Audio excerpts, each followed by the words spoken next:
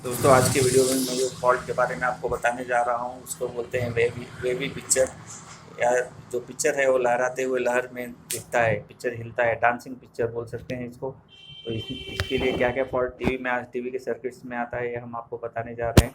Wavy picture में ज़्यादा करके प्रॉब्लम है वो पावर सप्लाई में रहता है। पावर सप्लाई में भी मेन फिल्टर जो रहता है इसमें कैपेसिटर 400 वोल्टेज में 400 वोल्ट का ये ख़राब होने से पिक्चर आपके हिलता हुआ पिक्चर आता है, जो ऐसा लगता है कि पानी में लहर में पानी की लहर में पिक्चर हिल रहा है। तो उस तरह से लहर वेव्स आती है और ये पिक्चर हिलते रहता है।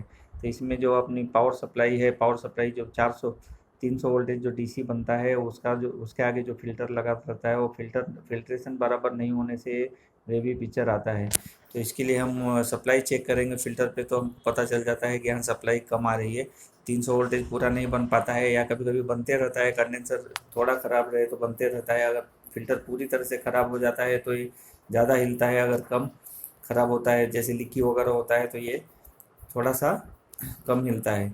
तो आप कंडेंसर चेंज करके देख सकते हैं। इसमें दूसरा रीज़न और भी रहता है कि जैसे कि आप सबसे पहले अगर कोई प्रॉब्लम टीवी में है, कस्टमर के घर पे जाते हैं तो कस्टमर की बात को बहुत ध्यान से सुनिए कि कस्टमर आपको बताता है कि ये टाइम में हमारी टीवी का पिक्चर हिलता है, ये टाइम में नहीं हिलता है, बराबर आता है, शाम के टाइम में 7 बजे के बाद हिलना चालू हो जाता है। तो इस स्थिति में आप उसके उनके पावर सप्लाई चेक कीजिए एसी मेन बोर्ड का, एसी के रेंज में। तो आपको पता चलेगा कि ये वोल्टेज कम होने से भी ये प्रॉब्लम आता है। तो आप इस तरह से उस फॉल्ट को निकाल सकते हैं। कुछ कुछ जगह पे अगर केबल लगा हुआ होता है या सेट टॉप बॉक्स लगा होता है तो सेट टॉप बॉक्स में भी कभी कभी wavy picture set top box से भी आ जाता है। उसके पावर सप्लाई ख़राब होने से भी वेव्स आते हैं, लेकिन वो अलग टाइप के वेव्स होते हैं। मेल फिल्टर के जो वेव्स हैं वो अलग तरह के होते हैं। तो आप इस तरह से अगर मेन सप्लाई का प्रॉब्लम है तो उसमें तो स्टेबलाइजर लगा सकते हैं टीवी में।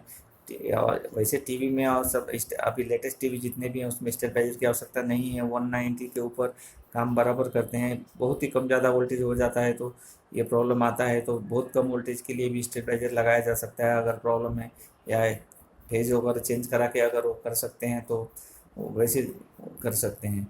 लेकिन ज़्यादा करके प्रॉब्लम फिल्टर से, पावर सप्लाई से ही होता है। एसी सप्लाई कम होने से होता है या कभी कभी सेट टॉप बॉक्स से भी प्रॉब्लम होता है। तो सेट टॉप बॉक्स की तार आप निकाल देते हैं तो आपको मालूम पड़ जाता है कि सेट टॉप बॉक्स से है।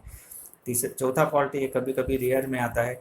ये फॉल्ट मतलब कंफ्यूज टेक्नीशियन भी कंफ्यूज हो जाता है इससे। जैसे कोई कोई घर बने होते हैं उसके पास से एसटी लाइन गई हुई होती है, जो सप्लाई की लाइन होती है एसी सप्लाई की, वो हाई टेंशन की लाइन गई होती है।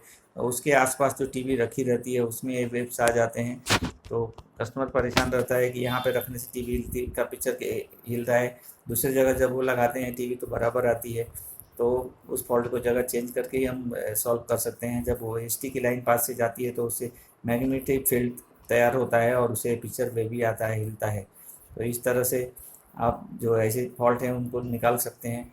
और एक है कि जैसे फिश टैंक वगैरह पास में टीवी के रखा हुआ है तो उसमें ऑक्सीजन के लिए जो छोटी मोटर रखते हैं उसके भी कुछ वेव्स पिक्चर हिलने के रीजन में आते हैं।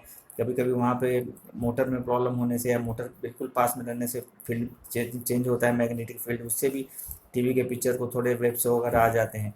तो वेवी पिक्चर के लिए तो यही प्रॉब्लम्स आते हैं। तो आप इस तरह से इसे दूर कर सकते हैं। धन्यवाद।